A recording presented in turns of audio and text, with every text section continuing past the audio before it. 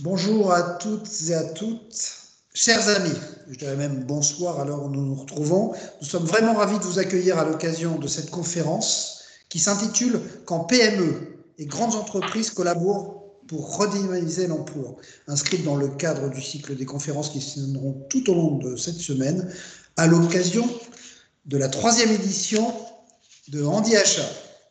Peut-être me présenter, je suis Joseph Ramos, je dirige Andeco depuis sa création et je fais partie de l'équipe Handi Achat, évidemment co-organisée, et c'est un événement co-organisé avec notre partenaire Groupe Talent Handicap, Redouane Benani, que je salue ici et qui doit être derrière son écran. La loi Choisir son avenir professionnel est entrée en vigueur le 1er janvier 2020. Elle place l'emploi direct en entreprise au cœur de cette réforme et les incite fortement à recruter et à maintenir dans l'emploi des travailleurs handicapés. Quelle est la place des achats dans cette réforme et comment les fournisseurs du secteur du handicap, EA, ESAT et travailleurs indépendants handicapés et les grandes entreprises s'organisent pour développer l'emploi. Pour nous accompagner aujourd'hui, j'ai le plaisir d'accueillir Frédéric Tabary, chef de pôle achat responsable SNCF, Vincent Levieux, dirigeant de l'EA Handiprint, Denis Simian, qui est dirigeant du groupe NEA, et Yann Decauze, qui a créé son entreprise, qui est la YLC Conseil, mais qui aussi intervient au titre de Andeco et pour Andeco pour accompagner les achats. Alors, avant d'ouvrir cette conférence, je sais que nous aurons, et Vincent n'est pas venu les valises vides, puisqu'il viendra avec un scoop, mais je fais un peu de teasing, on va attendre un petit peu, ce sera en milieu de conférence. Et pour ouvrir cette conférence, donc ma première question s'adresse à Frédéric Tabary. La nouvelle réglementation de l'obligation d'emploi, je le rappelais, est venue réformer en profondeur la loi de février 2005. Elle a pour objectif de développer l'emploi direct en valorisant toutes les formes d'emploi des travailleurs handicapés, tout en simplifiant les démarches administratives de l'employeur. Est-ce que cette nouvelle réglementation impacte le niveau de vos achats au secteur et quelles sont les orientations prises justement par SNCF pour développer ces achats solidaires? Frédéric, c'est à vous. Alors, bonjour à tous. Merci Joseph pour cette question pas toujours très facile. Oui, effectivement, on a bien pris compte de cette nouvelle réglementation. SNCF a toujours été actif sur le sujet, que ce soit en achat direct ou indirect, que ce soit aussi par l'emploi, même si on essaye toujours d'aller plus loin. On a une mission handicap qui travaille sur le sujet. Et d'ailleurs, sur le stand de Handi Achat, on a relayé les affiches en lien avec le recrutement des personnes en situation de handicap. Ce que ça change, entre guillemets, pas grand-chose, dans le sens où, oui, ça reste un sujet total. Il n'y a pas de diminution de l'effort au prétexte de renforcer l'emploi direct. Donc, l'achat auprès du secteur protégé et adapté a toujours été un axe fort dans la politique d'achat solidaire, d'achat inclusif. Et donc, du coup, cette loi ne fait qu'enfoncer le clou, en quelque sorte. Elle vient renforcer le sujet et ne vient pas au détriment de la partie achat, puisqu'on peut dorénavant aller même plus loin. Mais je laisserai les experts expliquer le texte lui-même. Donc aujourd'hui comme hier, on essaye de développer nos achats. On réalise 26 millions d'euros d'achats directs auprès du STPA ou de l'insertion. Et pour développer ces partenariats, nous avons pris deux axes de travail. Le premier qui est qui consiste toujours à favoriser et à aller plus loin sur les achats directs. Donc là, on parle de marché réservé, et de co-traitance. Je vais y revenir à plusieurs reprises. Et de l'autre, on est sur les axes qui concernent l'intégration dans un grand nombre de contrats de la clause sociale d'insertion, qui là aussi a un intérêt majeur et à laquelle on peut répondre aussi par le biais de la co-traitance. Et c'est là où je vais insister lourdement sur ce sujet, c'est que effectivement aujourd'hui, on se rend bien compte que nos marchés sont soit trop importants, parfois nécessitent de multi-expertises, ils peuvent être trop gros en termes de coûts économiques, d'assiettes économiques, mais ils peuvent être aussi trop importants en maillage de territoire, etc. Plein de freins qui peuvent faire que des PME, et là je ne cible pas que les entreprises du secteur, toute PME peut rencontrer des difficultés à travailler avec nous. Pour cela, nous, on favorise au maximum la co-traitance parce que, effectivement, dans des logiques de massification, de performance économique, de simplification des process, tous ces sujets font que nos marchés sont souvent trop importants pour des petites structures.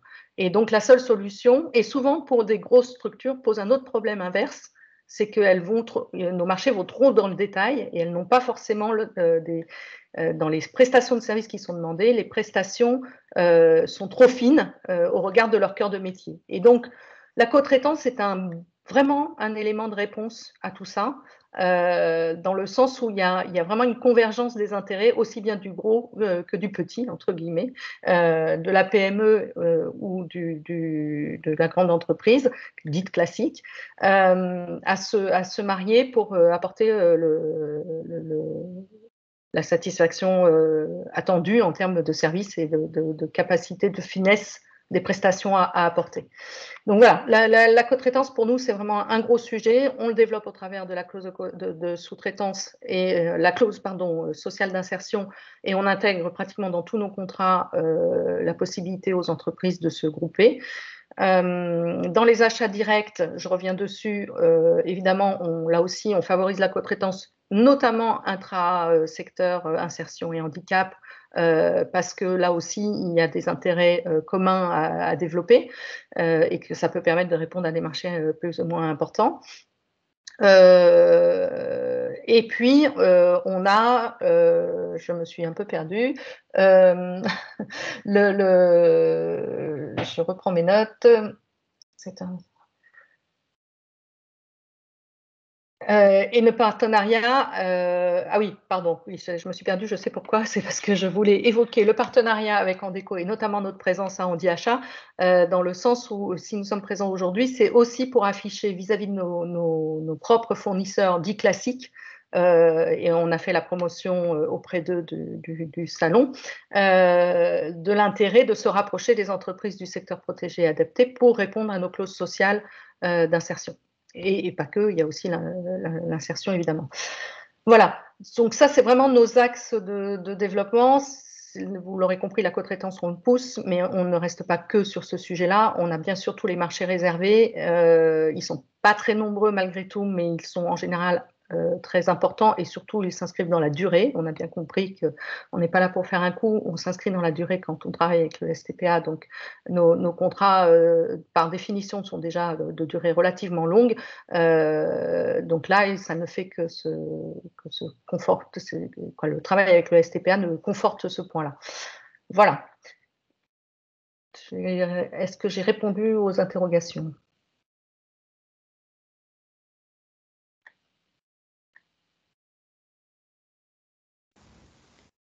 On ne vous entend pas. On t'entend pas, Joseph. Oui, c'est parce que j'ai coupé le micro. Vous voyez, si je me coupe le micro, alors si vous ne retrouvez pas en déco et moi je perds le micro, on va pas s'en sortir ce soir. Donc je disais merci, et je l'arrêterai plus comme ça, vous ne me perdrez pas la prochaine fois. Je disais merci Frédéric de ses propos liminaires. Donc on a compris que la réglementation nouvelle, on parle du taux d'emploi, on ne parle pas de l'obligation d'emploi, parce que les achats restent fortement implantés et impliqués par l'obligation d'emploi. On y reviendra tout à l'heure. Mais c'est vrai que ce qui est important, c'est d'entendre que ça ne freine pas vos achats, que vous avez des organisations qui sont en route et sur les rails, si j'ose ce vilain jeu de mots, parlant de SNCF. Donc vos organisations continuent à tourner, vous avez des outils, et vous parliez de la co-traitance qui permet justement d'adresser le secteur et de permettre à des PME d'accéder, et vous parliez de PME en général, mais les PME du secteur du handicap et les ATEA, d'accéder à des marchés plus volumineux, parce que souvent vous faites peur avec vos vos marchés en massification et les entreprises et les PME ont peur de répondre et ne sont pas forcément organisées. Et du coup, je vais m'adresser à Yann Lecause. Frédéric Tabary parlait de freins. Est-ce que vous avez identifié des freins? Vous êtes vous-même une TPE. Est-ce que vous avez identifié des freins à répondre à des appels d'offres un peu globaux et des appels d'offres un peu importants en termes de niveau de montant? Merci Joseph, tout à fait. Les freins sont relativement fréquents. Frédéric en a cité un, et notamment le montant des marchés qui peut parfois effectivement permettre à tel ESAT, tel EA ou pire, un TIH ne pas répondre parce qu'effectivement il y aura une vraie problématique de dépendance économique. Mais parmi les différents freins multiples, on peut citer ceux que l'on entend en tout cas. Et lorsque YLC Conseil y répond, on y est effectivement confronté. C'est parfois la lourdeur administrative, c'est ce que j'entends, c'est la complexité de certains marchés, c'est les compétences qu'il doit y avoir pour répondre à ces marchés, les compétences que doivent disposer les ESAT, les EA et les TIH, comme la qualité rédactionnelle d'un mémoire technique, la compréhension d'un bordereau de prix, savoir soutenir une offre lorsqu'effectivement on arrive à franchir cette étape. Et certaines entreprises, d'ailleurs dans le domaine privé, ont des vraies task force pour répondre au marché public. En complément de ces freins que l'on retrouve régulièrement, il y a parfois aussi le frein concurrence trop forte. Donc, le taux de succès est encore moins élevé qu'effectivement un autre processus. La préférence pour une communication plus fluide avec du gré à gré. Et puis, on a noté également que certaines jeunes entreprises, notamment des jeunes EA qui viennent d'avoir un agrément, ont parfois certaines difficultés à prouver leur capacité technique et financière, car malheureusement, trop peu de clients et donc de références. Donc, en complément de ces efforts, déjà réalisés par les achats publics, ils en ont bien conscience. Il existe des différents leviers à la disposition de l'acheteur public, et notamment une communication plus proche auprès des ESAT, des EA et des TIH serait, selon moi, profitable pour chaque acteur. Notamment, je fais référence à Paris 2024 qui a fait depuis 2 ans un travail assez remarquable, que ce soit auprès du secteur du handicap et également auprès du secteur de l'insertion, le SIAE, via sa plateforme ESS 2024. Selon moi, et je voudrais terminer sur ces leviers, l'acheteur public doit considérer ses concurrents à l'achat, et notamment l'acheteur privé, qui lui, effectivement, a moins de contraintes, je fais référence au code de la commande publique, a moins de contraintes et peut-être est un peu plus attractif pour le secteur du handicap. Merci Yann de ces précisions. Sur la première intervention, Frédéric Tabary parlait de son implication et de sa volonté et ses motivations pour continuer à travailler avec le secteur de handicap.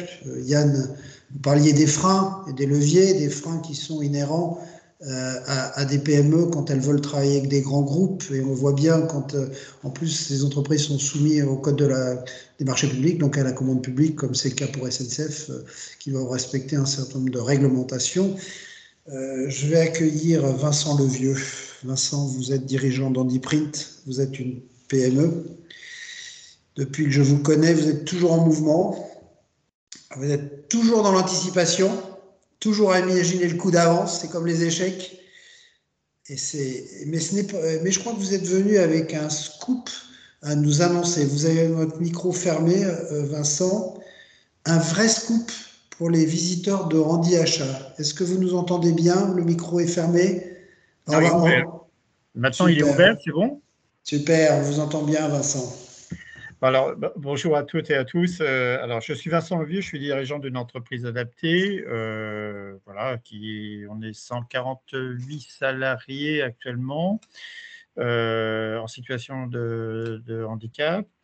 Et nous sommes adossés, nous, à côté d'une entreprise classique, puisque je suis à l'origine d'une création d'entreprise qui s'appelle le groupe Leco, voilà, qui représente que 29 personnes, mais ces 29 personnes sont là pour adosser justement l'entreprise adaptée sur l'expérimentation des compétences et l'apprentissage à des métiers.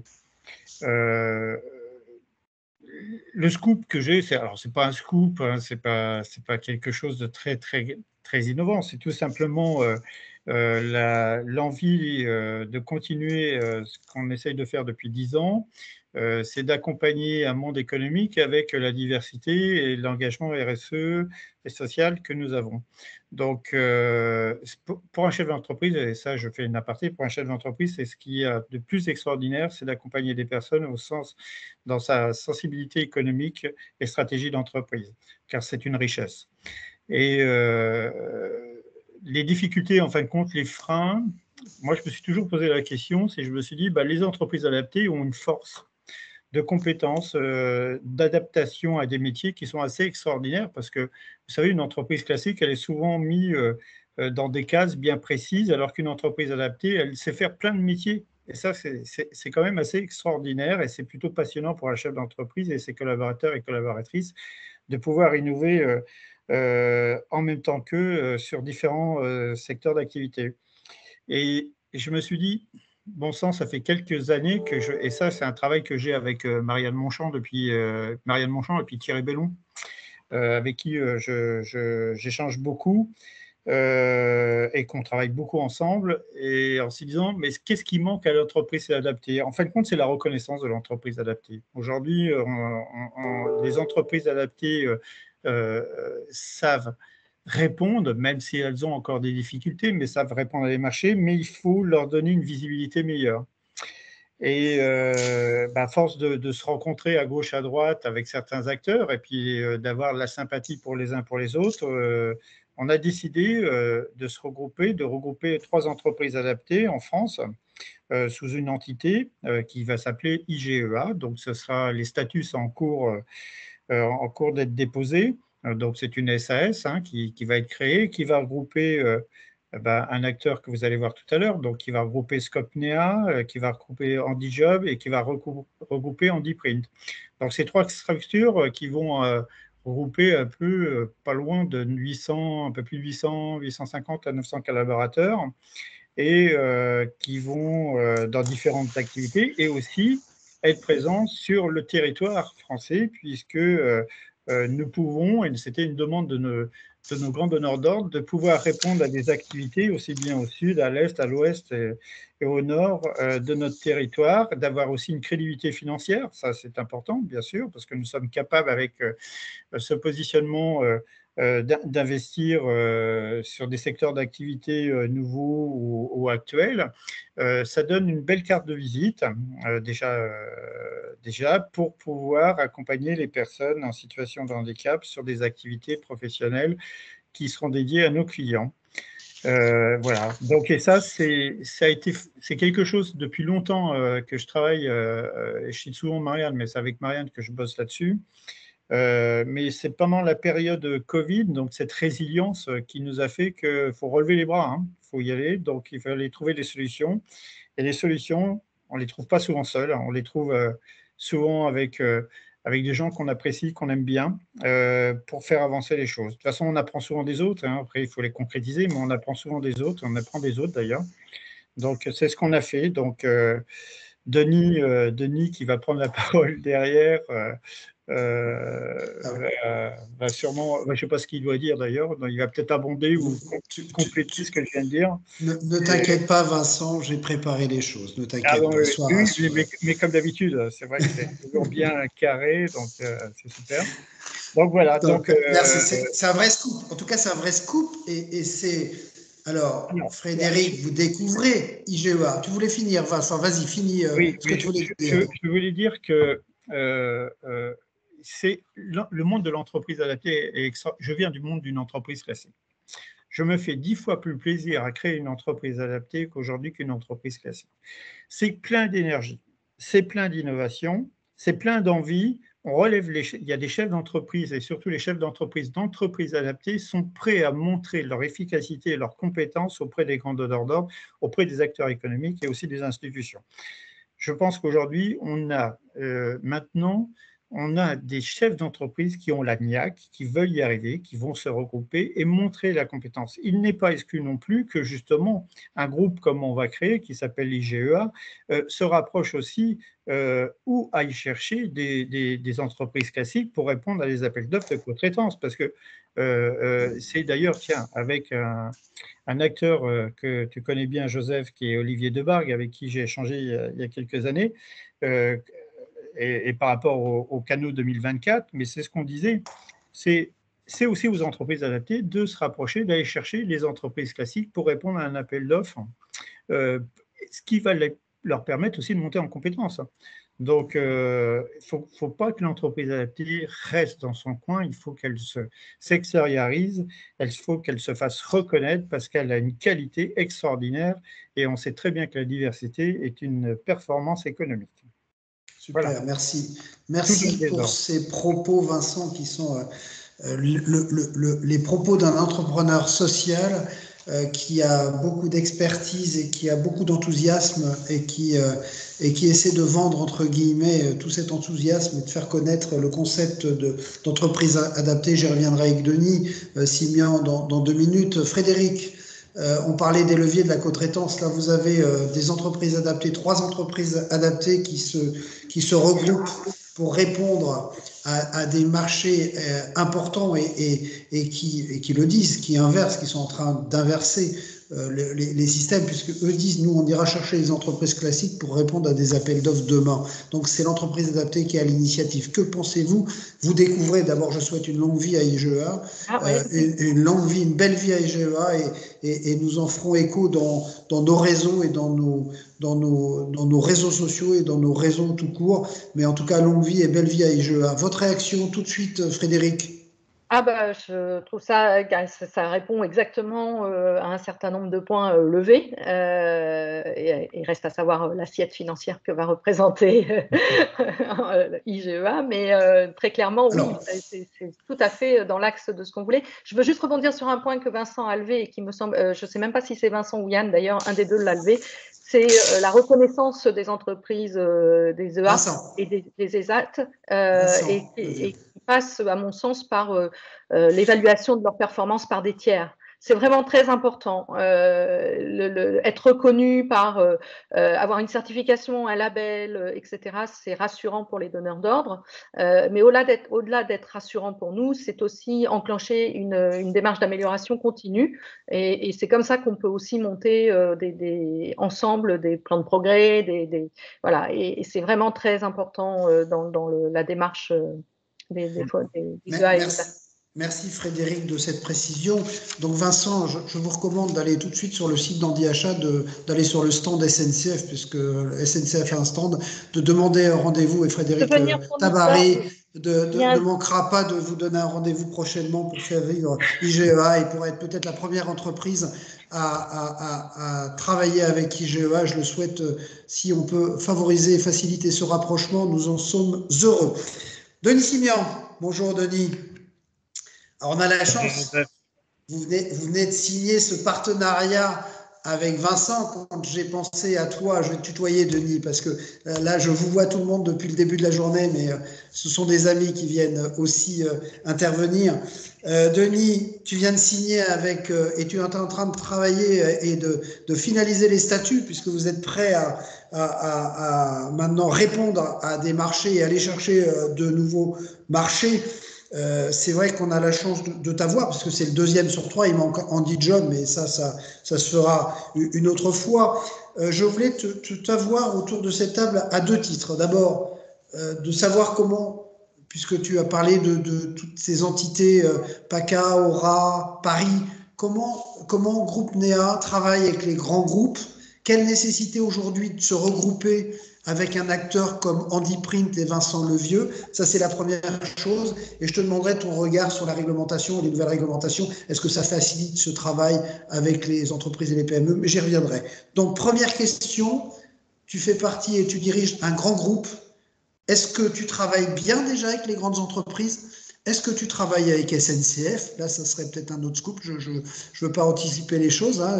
C'est du direct, hein, Frédéric, vous m'excuserez, mais c'est le principe de la table ronde. Est-ce que tu travailles avec SNCF et comment tu travailles, Groupe NEA, avec les grands groupes? Denis. Joseph. Je n'ai pas noté toutes les questions que tu m'as posées en une, mais je vais essayer globalement d'y répondre. Donc, très heureux de partager encore une fois sur le plateau d'Handiachat. C'est une belle expérience et merci à Joseph d'être passé du présentiel au visuel, si je puis dire. Au distanciel. Au distanciel, voilà. Donc, le groupe NEA aujourd'hui, c'est entre 5 et 600 collaborateurs employés à l'année dans l'ensemble de nos activités et secteurs. On fait à peu près 12 millions d'euros de chiffre d'affaires à l'année. Les grands groupes sont effectivement des acteurs clients majeurs au sein de nos groupes. Il faut savoir que nous sommes développés sur plusieurs régions, justement en partenariat avec certains acteurs grands groupes qui, nous ayant, vous parliez tout à l'heure, une fois qu'on s'est fait une réputation chez un client, une entreprise grand compte, elle aime bien qu'on puisse éventuellement les suivre sur d'autres territoires pour continuer à travailler ensemble sur les mêmes bases, sur les mêmes certifications ISO, sur les mêmes valeurs RSE, etc., etc. Donc nous, notre groupe, il est parti de cette démarche-là et elle est partie aussi sur le principe, mais qui peut s'étendre au projet que Vincent a initié, parce qu'il faut rendre à César ce qui est à César, c'est lui qui a initié cette démarche-là. Seul on avance, ensemble on va toujours plus loin. Et puis moi qui suis un ancien rugbyman, je suis toujours plutôt pour jouer en groupe que jouer tout seul. Voilà, ça j'aime bien, on est toujours plus fort en groupe. Donc pour répondre à cette réflexion-là, voilà, notre développement avec l'entreprise grand compte par là-dessus. Oui, nous avons le plaisir d'être des fournisseurs, des prestataires de la SNCF depuis de nombreuses années. Nous l'avons été un petit peu dans le print, mais Vincent ne me contredira pas, c'est devenu un peu plus compliqué, pour ne pas dire autre chose, mais qui rejoint ce que Yann a exprimé tout à l'heure, c'est-à-dire cette notion de valeur, de référence. Voilà, donc ça, c'est une chose qui est importante à prendre en compte. Et on développe 2-3 marchés sur l'Île-de-France, sur la région Aura, et prochainement sur la région PACA, sur un marché à Aix-en-Provence, pour les prestations d'entretien-nettoyage. Voilà. Donc, oui, on a la chance de travailler avec SNCF et globalement, mais ça se passe plutôt très bien. On a des correspondants qui ont bien pris à la fois la nécessité des prestations professionnelles, mais également réalisées dans l'entreprise à vocation mais sociétale. Donc, tout ça, c'est important. Après, pour refinir sur IGA, je crois qu'aujourd'hui, encore une fois, on est dans un rapport, les grands comptes et la loi. Elle n'a pas changé, la loi de 2018 appliquée en 2020, elle n'a pas changé grand-chose, je dirais, parce que ça s'est présenté comme une grande... On est passé de la loi pour l'égalité des droits et des chances à celle de choisir son avenir professionnel. Je crois que ça a simplement un peu redynamisé au sein des entreprises, notamment des grandes organisations, le besoin d'intégrer l'inclusion professionnelle sous toutes ses facettes. Et je dirais un peu, pour jouer le vieux barbon, qu'on a vu un peu l'effet similaire à la suite de la loi de 2005, où il y avait eu beaucoup de cogitations, les entreprises avaient réfléchi le sujet, avaient essayé de se l'approprier, et on va dire pendant 2 à 4 ans après la loi, il y avait une véritable dynamique qui s'était installée. Donc là, la dynamique a été relancée, il faut se l'approprier, parce qu'il ne faut pas oublier que derrière, c'est des emplois pour des personnes en situation de handicap qui en sont, on va dire, pour lesquels l'accès au monde du travail n'est pas toujours simplifié. Donc là, je parlais d'un rapport de force. Le projet IGA, comme nous, le projet Scopnea, ça a été de massifier nos organisations pour pouvoir, justement, vis-à-vis des demandes, des appels d'offres ou des consultations de gré à gré avec des entreprises grands comptes, pouvoir être sur une échelle de compréhension, une échelle de moyens engagés par rapport aux besoins exprimés, qui soit plus proche, ou même de monter en co-traitance, vous l'avez dit, sur un secteur, par exemple, sur l'IT.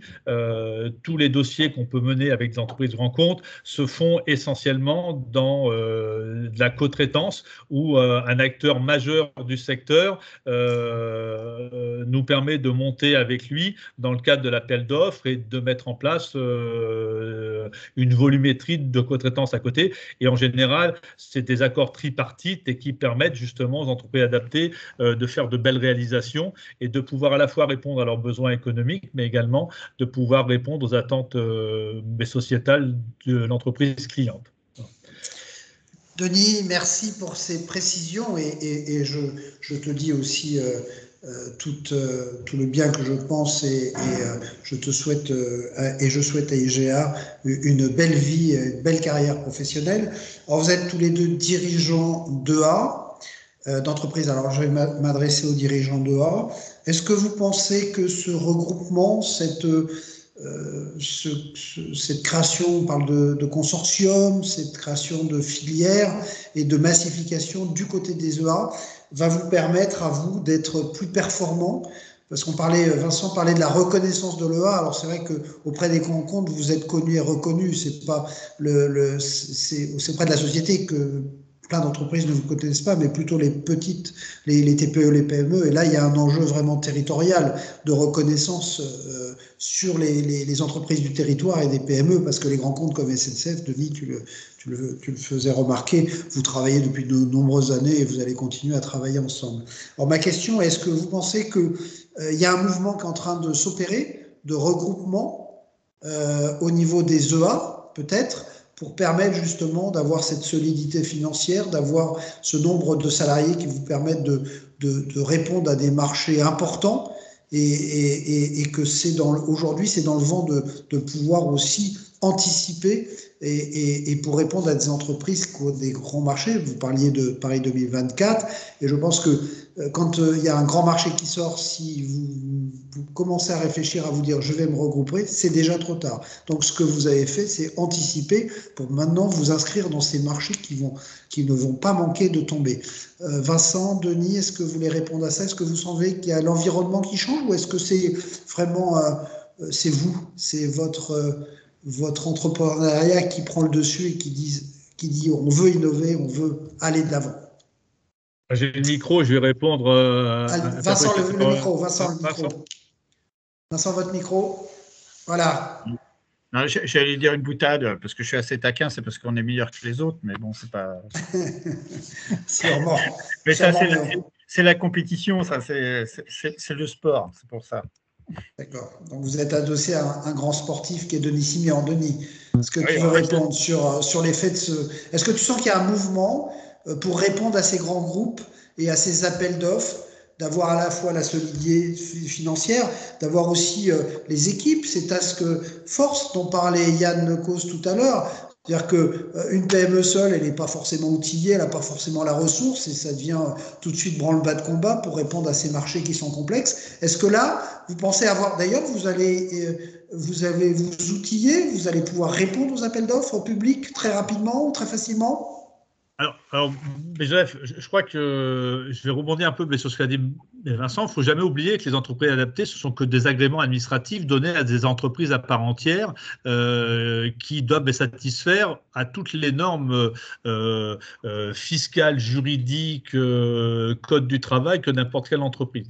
Donc, dans ce secteur-là, après, c'est l'initiative personnelle des dirigeants et des organisations qui dirigent qui vont faire la différence. Je dirais ce qui me semble être un peu ou nouveau, en tout cas une certaine dynamique, je l'ai expliqué, il y a un besoin de massification parce que ça a été expliqué par Frédéric Tabary et Yann Lecause, c'est qu'aujourd'hui, quand on veut aller vers les clients importants, et même les ETI aujourd'hui, voire les PME, PMI d'une certaine importance, aujourd'hui, c'est pas le devis fait sur un bout de table. Il y a des cahiers des charges, mais il y a même des audits préalables des fournisseurs potentiels qui sont réalisés par des cabinets indépendants. on en parlait.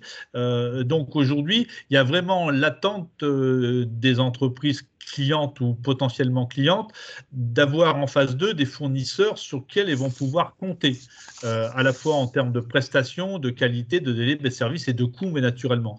Donc, ça a entraîné une massification qui doit maintenant, et c'est l'idée, je pense, de Vincent, il ne me contredira peut-être pas là-dessus, c'est de dire, il faut être proactif là-dedans. Il ne faut pas être passif. Avant, on avait déjà les GME pour organiser d'éventuelles co-traitances sur des marchés qui étaient demandés par les entreprises, soit grands comptes, soit les entreprises potentielles. Aujourd'hui, l'idée d'IGA, comme nous on a pu l'avoir, c'est de dire il faut aller vendre ce principe-là parce qu'il y a une attente de massification, il y a une attente d'avoir des interlocuteurs qui sont solides sur leur métier, mais qui le sont également dans tout ce qui est le back-office d'une prestation.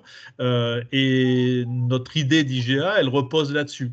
Au-delà de la possibilité de pouvoir faire un peu, en fait, IGA, on veut pouvoir proposer du global services sur l'ensemble du territoire couvert par nos structures et en disant, ben voilà, que vous travaillez avec dans l'ouest de la France, l'est, le nord, le sud, l'ouest, ben, l'offre de service qu'on vous fera, il y aura un general monitoring qui sera le même.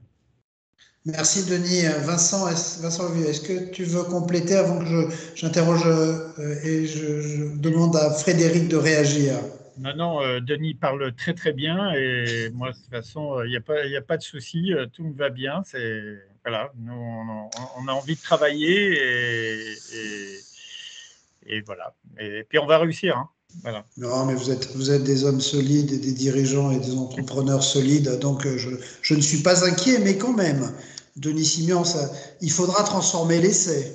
Et donc nous serons très regardants et très attentifs à une première concrétisation, et j'espère que la primeur vous la donnerez à Andeco, je l'espère. Frédéric, est-ce que cette création d'IGA, cette nouvelle entité, structure, en tout cas collaboration entre 3 EA, est-ce que ça peut vous intéresser, un groupe SNCF? Bien sûr, tout ce qui est groupement a un intérêt et d'autant plus quand il est formalisé au sein d'une entité juridique clairement définie, c'est encore mieux, c'est encore plus facile.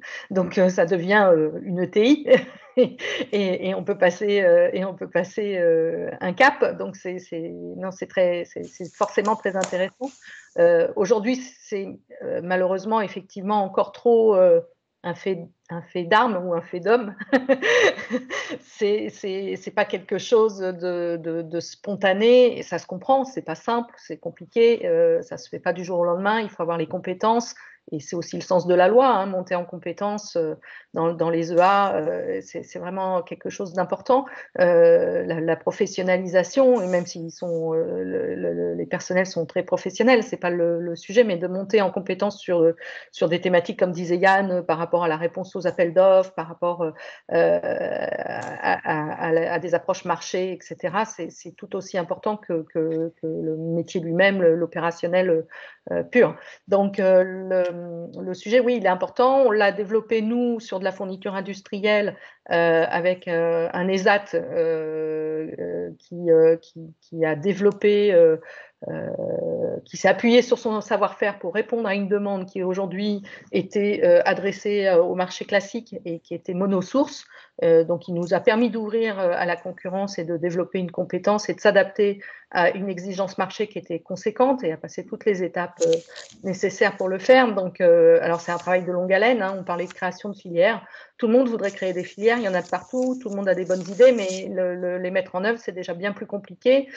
Trouver le donneur d'ordre qui accompagne, c'est aussi très compliqué. Nos organisations aujourd'hui ne favorisent pas ce genre de choses. Il faut vraiment que ce soit décidé très tôt, très en amont, que ce soit un projet budgété, etc. Vous ne pouvez pas, sur un coin de table, se dire « Ah ouais, c'est une bonne idée, faut y aller, on va trouver une solution, ça ne marche pas. » quoi. Donc, sur les grands groupes, on est vraiment on manque d'agilité très clairement sur ces sujets-là, et justement on a tendance à transférer cette agilité sur des PME, et on s'attend à ce que les PME aient l'agilité de pouvoir se transformer là où nous on ne peut pas se transformer, et voilà. Et dans les filières, il y en a plusieurs qui sont identifiées. L'IT, nous on a commencé aussi, on travaille beaucoup maintenant avec des EA et des ESAT et l'insertion aussi. On va chercher des ressources dans l'insertion. L'économie circulaire, tout ce qui touche au recyclage, tout le monde le sait, c'est un vrai sujet, sauf que industrialiser, trouver le modèle économique qui va bien, c'est compliqué. Et nous, on aurait besoin effectivement de filières industrielles sur ce sujet-là. Et puis moi, je vois une remarquable opportunité avec le Made in France et la relocalisation de certaines productions industrielles, où aujourd'hui on va chercher à l'autre bout du monde certains produits qu'on peut peut-être faire de nouveau sur le territoire. Après, les identifier, les remonter jusqu'au donneur d'ordre, réussir à mettre tout ça en musique, c'est pas simple. Et ça ne sera pas du jour au lendemain. Merci Frédéric Tabary. En tout cas, vous avez vu, vous avez des chefs d'entreprise en face de vous qui sont très agiles, qui sont très proactifs, qui sont très dynamiques et qui sont très inventifs et très créatifs. Et donc, j'espère que vous pourrez à l'avenir travailler avec IGA et développer des marchés avec IGA. Yann Lecause, quelle réaction? Qu'est-ce que vous venez de suivre tous ces débats, tous ces échanges et ce scoop? Ce premier scoop en Handi-Achat, puisque IGA est le premier scoop d'Handi-Achat, mais il faut bien démarrer un jour. Yann, quelles sont vos réactions par rapport à tous ces échanges et de ce que vous venez d'entendre? Le micro, Yann. Merci beaucoup. Effectivement. Plusieurs choses me font réagir et de manière très positive. D'abord, ce que vient de dire Frédéric, lorsqu'on parle de filière, moi tout de suite je pense une filière. Alors, tout d'abord, qui dit achat solidaire dit achat responsable. Dans l'achat responsable, plusieurs leviers à la disposition de l'acheteur public ou de n'importe quel acheteur d'entreprise privée. Il y a le cycle de vie du produit, il y a le réemploi, et je verrais bien une filière qui existe déjà au sein du secteur du handicap, c'est la filière réparation. Elle existe sur l'IT, et c'est tant mieux puisque le numérique responsable est l'un des postes les plus émetteurs de gaz à effet de serre. Mais je pense qu'effectivement, ce serait une formidable opportunité que le secteur du handicap puisse se dire, voilà, dans le réemploi, dans la filière réparation, il y a probablement des grands besoins auprès des entreprises qui sont en train de se structurer sur cette démarche environnementale et également développement durable et RSE. Je réagis vraiment à chaud par rapport à ça et je pense qu'effectivement, il y a un vrai sujet. Donc c'est une bonne nouvelle, effectivement, le scoop annoncé par Vincent, parce qu'il faut que ces deux mondes, que ce soit donneur d'ordre et que ce soit secteur de handicap, puissent mieux se connaître. Je mentionnais tout à l'heure le retour d'expérience plutôt remarquable de Paris 2024, qui se sont donné les moyens, qui effectivement sont partis d'un principe. Après les jeux sont de nature éphémère, il y a cette notion d'héritage. C'est référencer et permettre aux EA, aux ESAT et certains TIH de pouvoir accéder à des marchés, tout en les aidant effectivement à être pérennes dans le temps. Et bien ça, c'est particulièrement responsable. Et il y a toutes ces innovations qui sont, me semble-t-il, possibles aujourd'hui parce qu'il y a des acteurs économiques, que ce soit côté donneur d'ordre, que ce soit les ATEA, TIH, qui ont la volonté effectivement de construire des choses de manière durable. Et ça, je pense que ce sont des formidables opportunités. Voilà un choix, un petit peu mes réactions par rapport à ce qui vient d'être dit. Merci Yann Lecause. Est-ce que Vincent, Denis, vous voulez réagir, compléter vos propos?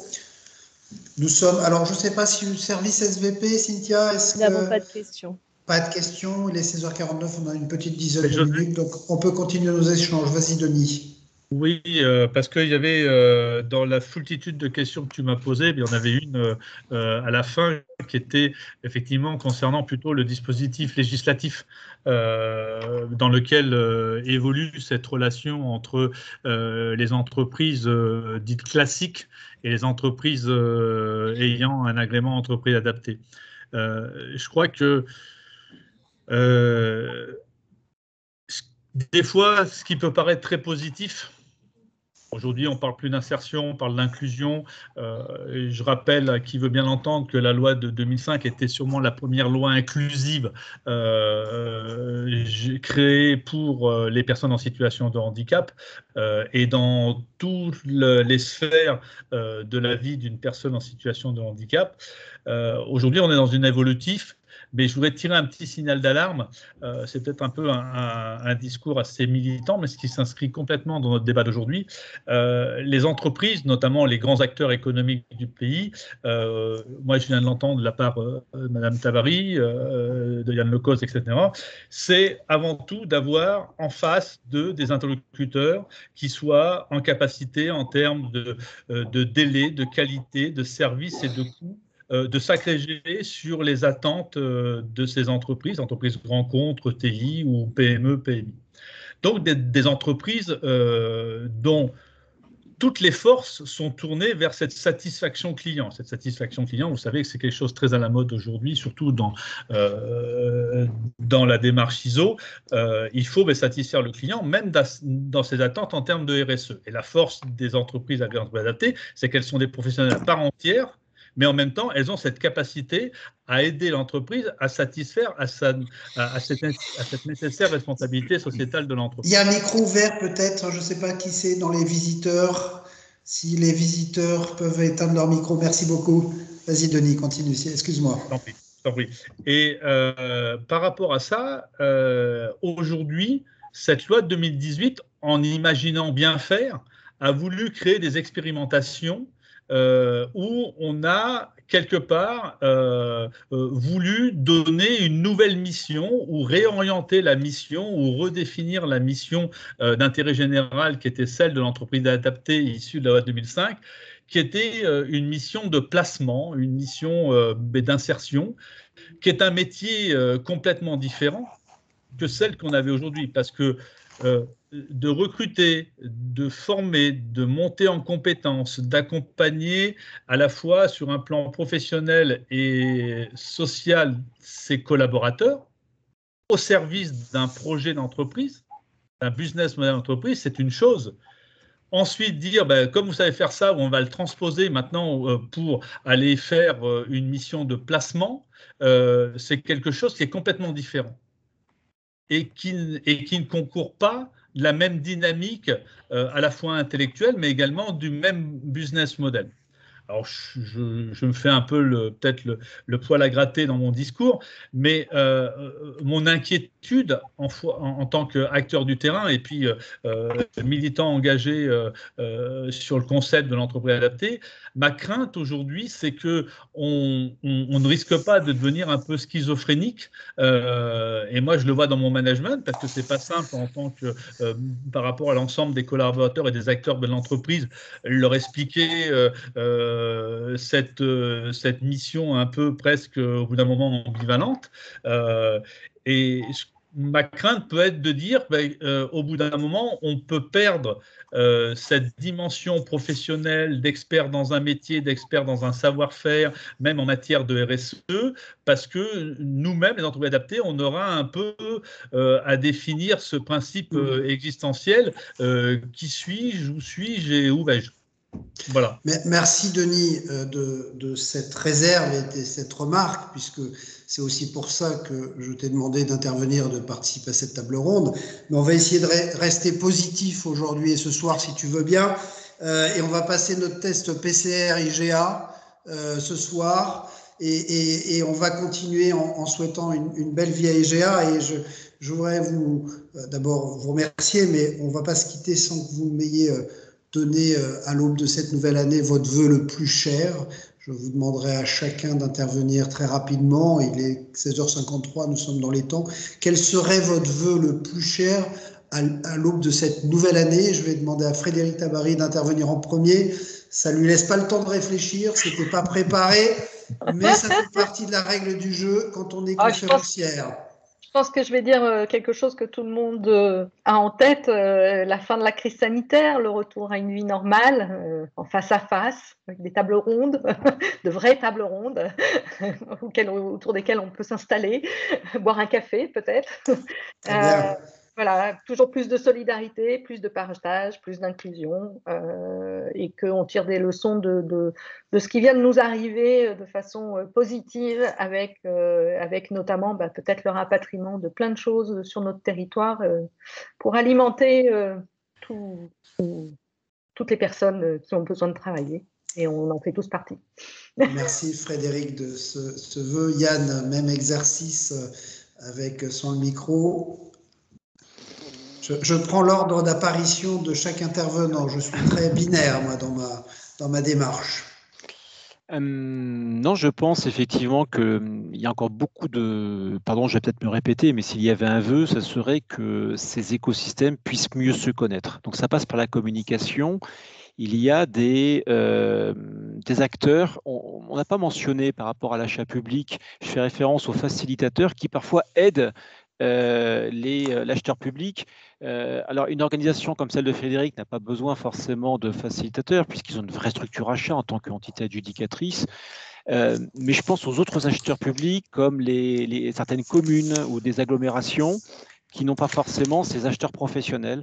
Ça serait intéressant, effectivement, au regard des PNAD et autres spacers, qui sont donc les dispositifs du Code de la commande publique, pour aider l'acheteur public à acheter mieux et plus responsable, notamment en insérant plus de clauses sociales et donc de solliciter tantôt le secteur du handicap, tantôt le secteur de l'insertion.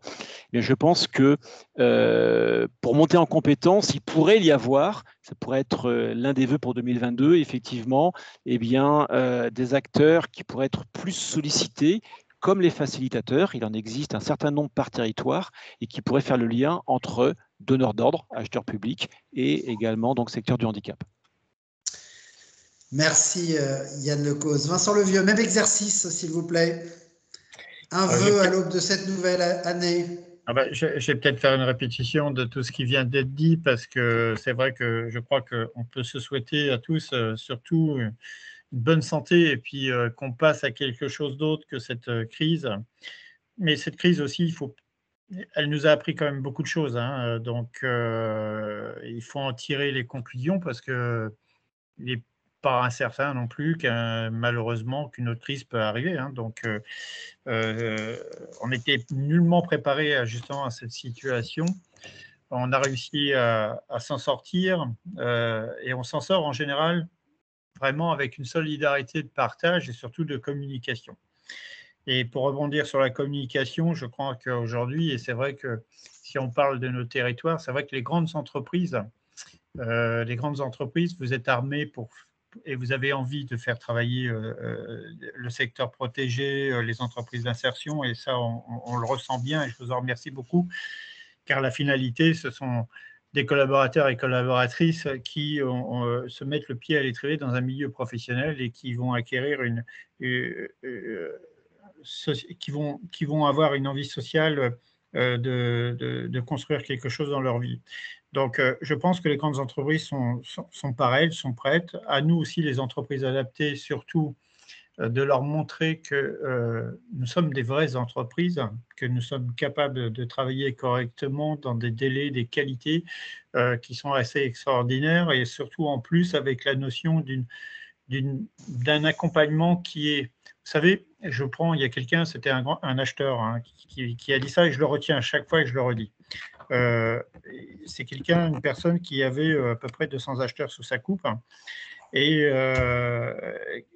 il demandait à ses acheteurs d'aller vers le secteur protégé. Et en fin de compte, c'était toujours bien sûr avec des préjugés au début, ce qui est tout à fait normal, une réticence. Mais la finalité, c'est que quand ils avaient bâti un projet avec une entreprise adaptée, ils allaient dans son bureau pour dire « Ah, quand même, ça change la donne quand même ». On ajoute quelque chose des sensibilités à nos métiers.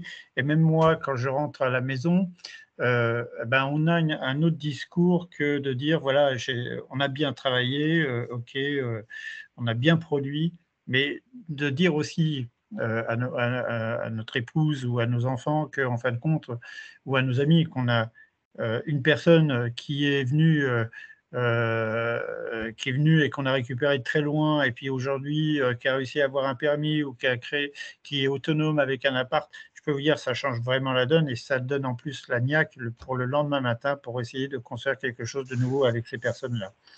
Et puis la communication sur le cas, j'ai pas fini, Joseph. Merci, je regarde l'heure. Je regarde l'heure.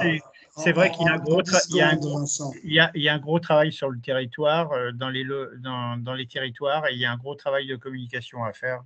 Et ça, c'est vrai. C'est indispensable de travailler avec eux aujourd'hui et de leur apprendre certaines choses. Merci beaucoup, Vincent Levieux. Denis Simian, votre interlocuteur a mangé beaucoup de temps et il vous laisse très peu de temps. Vous laisse très peu de temps avant. Mais comme vous êtes associé, vous pourrez régler vos comptes à l'issue de la conférence. Denis Simian, à votre conclusion. Moi, je dirais très rapidement, ça a été souligné, cette quête du sens qu'il faut continuer à donner pour ce qui est la démarche d'inclusion des personnes en situation de handicap. Je dirais au-delà même ça, pour une société plus inclusive, mais c'est mon souhait. Et pour nous, les entreprises adaptées, avec l'ensemble des acteurs économiques, c'est d'essayer de ramener le taux de chômage des personnes en situation de handicap plus proche de celui de la population non handicapée. Voilà. Merci Denis Simian pour ces propos.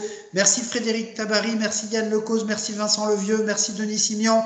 À nos visiteurs, vous pouvez les retrouver, ils ont tous un stand, ils sont tous exposants sur le site d'handiachat.com, donc je vous invite à retrouver nos intervenants à handiachat.com. Merci à vous, je vous souhaite une belle fin de journée et une bonne soirée. Et la prochaine conférence, c'est demain matin dès 10h. Alors, j'ai plus en tête le titre de la conférence, mais que je pourrais vous donner assez rapidement. La prochaine conférence, le mardi, ce sera à 11h. Comment l'État développe des outils pour vos achats inclusifs, et nous accueillerons le marché de l'inclusion. Voilà, tout est dit. Retrouvez nos intervenants sur handiachat.com et je vous souhaite une belle fin de journée et merci à vous pour vos interventions et votre participation. À bientôt. Merci. Au revoir à tous. Merci. Et surtout, longue vie à IGA. Je le répète, longue vie à IGA. Croise les doigts. Merci à vous, messieurs. Et merci Frédéric.